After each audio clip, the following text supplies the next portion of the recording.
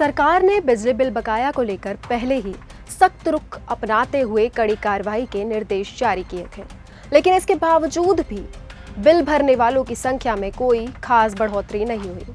अब सवाल यह है कि क्या नई प्रीपेड बिजली नीति वाकई इस समस्या का हल बन पाएगी या फिर यह भी कागजों तक ही सीमित रह जाएगी। नमस्कार, मैं दिव्या और आप देख रहे हैं CGNN लाइव।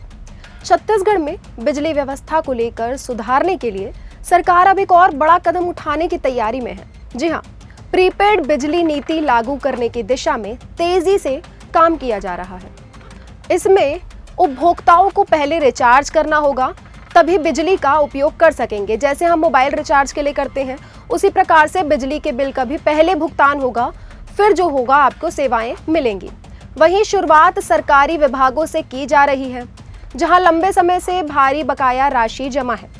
स्मार्ट मीटर लगाए जा रहे हैं सरकारी विभागों में और चरणबद्ध तरीके से इस व्यवस्था को आम जनता तक भी लागू करने की योजना है। वहीं सरकार का मानना है कि इससे न सिर्फ राजस्व में सुधार होगा, बल्कि बकाया भी समस्या की नियंत्रण में आएगी। लेकिन दूसरी ओर हकीकत कुछ और ही कहानी बयां कर रही है। जी हाँ, लाख सख्ती के बावजूद सरकारी और गैर सरकारी बकायेदारों ने अब तक अपने बिलों का भुगतान नहीं किया है। कई विभागों और संस्थानों पर लाखों रुपए बकाए हैं, लेकिन कार्यवाही के नाम पर केवल नोटिस ही जारी होते नजर आ रहे हैं। करीब 15 करोड़ से ऊपर का भी जो है बिजली बकाया सरकार के खाते में दिख रहा है। ना कनेक्शन काटे गए हैं, ना ही वसूली में कोई बड़ी सफलता मिली है। ऐसे में यह सवाल उठाना लाजमी है कि जब पुराने बकायों की वसूली ही नहीं हो पा रही, तो नई नीति कितनी कारगर साबित हो सकती है।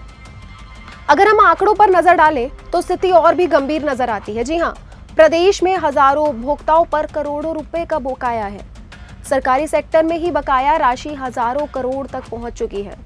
कई बड़े नाम, IAS क्लब, कांग्रेस भवन, शासकीय विभाग और अन्य प्रभावशाली संस्थान भी इस सूची में शामिल हैं। कहावत है ना कि ऊंची दुकान फीका पकवान, यानी जिम्मेदारी बड़ी लेकिन पालन कमजोर। आम जनता पर सख्ती और बड़े बकायेदारों पर नरमी, यही सबसे बड़ा सवाल खड़ा कर रहा है।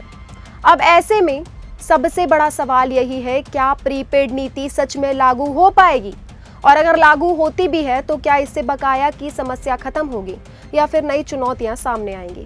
CSPDCL के लिए यह एक बड़ी परीक्षा की घड़ी है।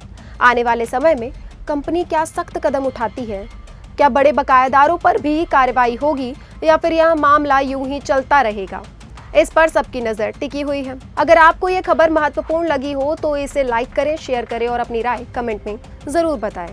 फिर होगी मुलाकात नई खबर के साथ, तब तक जुड़े रहिए CGNN लाइव के साथ। धन्यवाद।